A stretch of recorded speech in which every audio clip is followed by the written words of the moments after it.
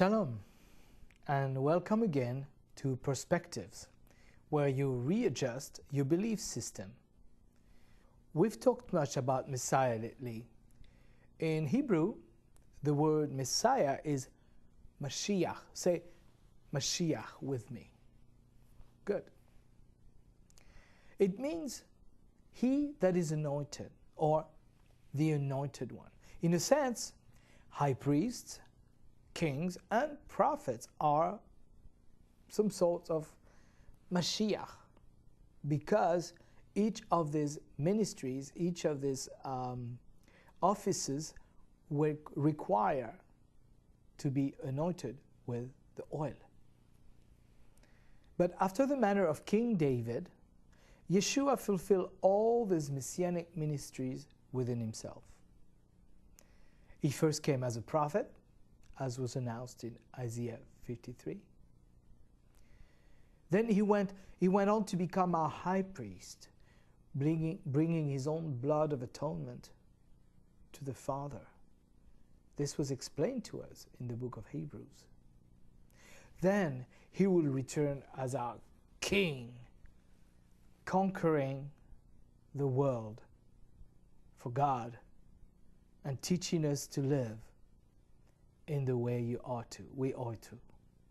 This is told us in the book of Revelations.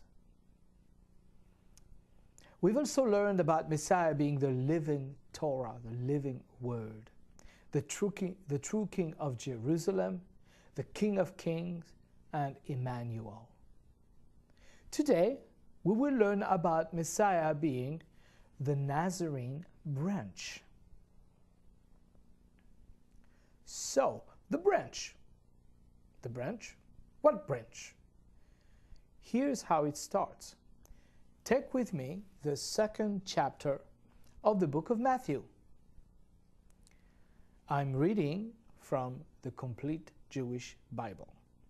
And it starts with Matthew 2:1, saying, After Yeshua was born in Bethlehem in the land of Yehuda, during the time when Herod was king, Magi from the east came to Jerusalem.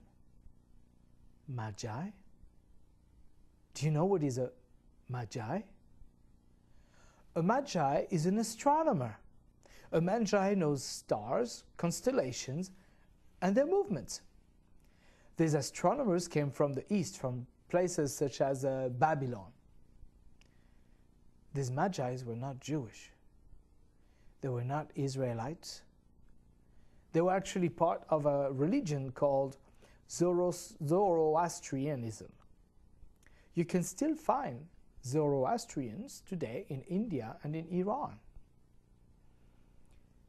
What did these people have to do with finding the Jewish Messiah and in the stars of all things?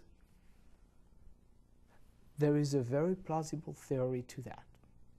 Listen now. About 600 years before the birth of Messiah, King Nebuchadnezzar brought the wise men of Judea to Babylon. He wanted them to teach his people the wisdom of the sages of Israel.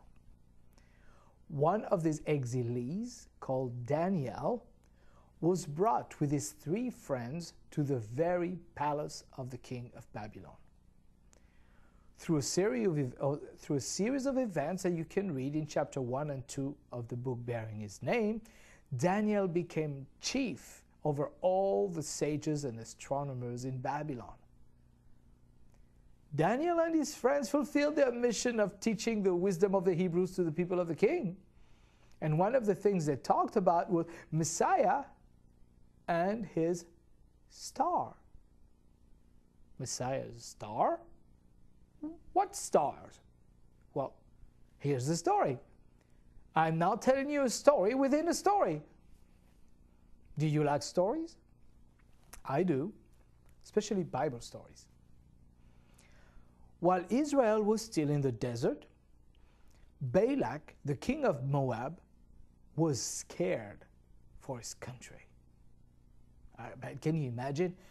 All of a sudden, a troop of about 3 million people comes to camp by his borders. I think I would be scared too. So he thought to hire a soothsayer to put a curse on the children of Israel. This soothsayer was called Balaam. Balaam seemed to have a hard time obeying the instructions, so God finally had to talk to him through his donkey. So his donkey talked to him, and the donkey showed Balaam the angel that was ready to slay him. When Balaam finally arrived in Moab, God hijacked his mind and tongue so that only blessings for Israel came out of his mouth instead of curses.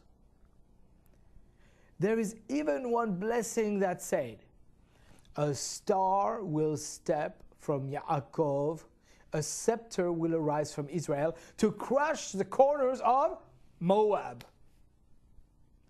Balak, the king of Moab, was furious. He wanted to curse Israel, but now Israel was blessed, and the prophecy said that Israel was even going to crush his country. I'm sure Balak didn't expect all that. Anyway, back to our star. Stars in the Semitic world were representative of kings. So Jewish people have always associated this star with their coming Messiah. Daniel most probably taught that to the sages of Babylon. A legend says that Daniel told some of the wise men in Babylon about a certain constellation of stars at a certain time that would announce the birth of the Messiah King of Israel. The legend also says that since Daniel never married, he left his large inheritance to the sages of Babylon with the charge to bring it to the Messiah King in Bethlehem when they see his star. Now, whether this legend is true or not, I don't know. I'm too young. But what we do know, okay, is that Magi's did come from the Babylon because they saw a star which they knew was the star announcing the birth of the Jewish Messiah King. They came to adore, to give him homage, and to bring him gifts. That we know is true.